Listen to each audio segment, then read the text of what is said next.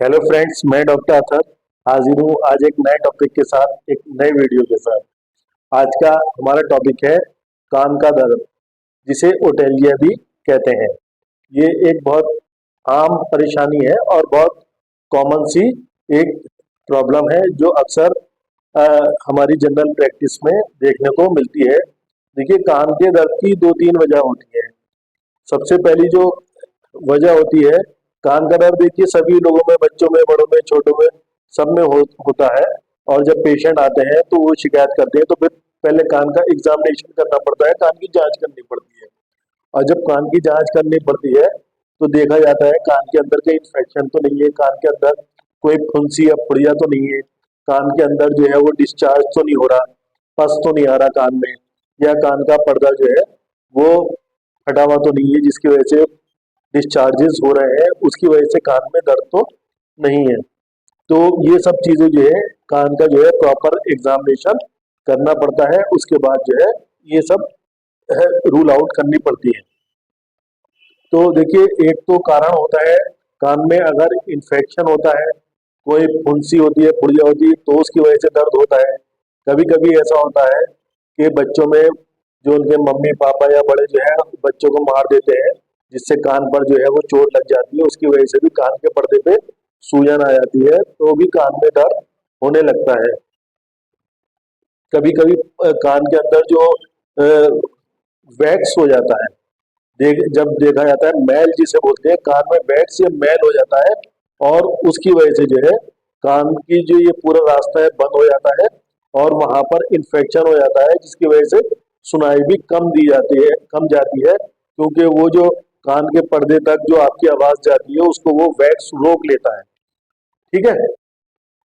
तो फिर अगर कान में वैक्स की वजह से दर्द हो रहा है इन्फेक्शन की, तो उसको साफ कर दिया जाता है और मरीज का कान का दर्द एक दो दिन की दवा देने के बाद ठीक हो जाता है। अगर कान में गंदगी और तरीके की है तो उसको सफाई कर दी जाती है और दवा देकर वो ठीक हो जाता है। दूसरी वजह देखिए ऐसा होता है कि हम देखते हैं कि मरीज कहता है कान में दर्द है, और कान का जब एग्जामिनेशन करते हैं तो कान में ना तो उसके वैक्स होता है, ना इन्फेक्शन होता है, कान बिल्कुल क्लियर होता है, लेकिन कान में मरीज दर्द बताता है। तो फिर जो है वो दूसरी तरफ को जो है देखना पड़ता है, जिसे कहते हैं रेफरल पेन।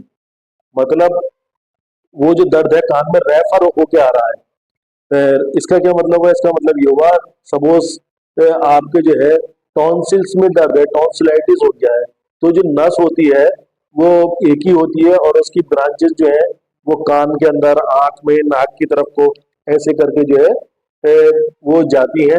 अगर आपके टॉन्सिल्स में दर्द है तो उसका दर्द कान में भी आ सकता है।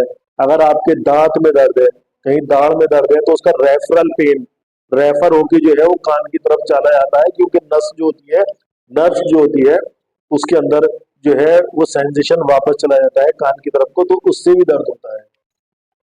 ठीक है। तो ये फैक्टर जो है वो देखने पड़ते हैं कि, और उसको फिर प्रॉपर चेकअप करना पड़ता है। अब आपने देख लिया कि अगर इन्फेक्शन की वजह से, एक बात ये हो गई, दूसरा जो है कान बिल्कुल ठीक है लेकिन फिर भी दर्द हो रहा है। सही है। अब तीसरी बात ये हो गई है, देखिए कि मरीज का कोई डिस्चार्ज भी नहीं आ रहा, कोई इन्फेक्शन भी नहीं है, कान भी ठीक है, मरीज के दांत भी ठीक है, उसके टॉन्सिल भी नहीं है, कोई जो है वो अदर फैक्टर भी नहीं है। तो फिर जो है वो हम जो है न्यूरोलजिया की तरफ जाते हैं। कोई जो है न्यूरोटिक अगर कोई प्रॉब्लम है तो उसकी वजह से भी जो है रेफरल पेन जो है कान की तरफ आता है। तो ये सारे फैक्टर जो है ये सब चेक करने पड़ते हैं, देखते हैं। जब ये सारी कंडीशन क्लियर होती है फिर उसके बाद जो है उसका जो है अकॉर्डिंगली जो है वो ट्रीटमेंट होता है। और बच्चा है तो बच्चा, बड़ा है तो बड़ा, सब लोग फिर वो ठीक हो जाता है, एक आम बात है। और इसमें कोई परेशान होने की बात नहीं। जब कभी आपको कान में दर्द हो तो अपने डॉक्टर साहब के पास जाइए और प्रॉपर जो है अपना कान का चेकअप कराइए, और अपने आप को जो है सेहतमंद बनाइए। उम्मीद है इस छोटी सी वीडियो से आपको काफी लाभ मिला होगा। मेरी इस वीडियो को लाइक कीजिए, शेयर कीजिए, और बेल आइकन को जरूर दबाइए, ताकि नई नई वीडियो आपको जो नोटिफिकेशन है मिलता रहे। हम मिलते हैं एक नए टॉपिक के साथ, एक नए वीडियो के साथ। जय हिंद, जय भारत।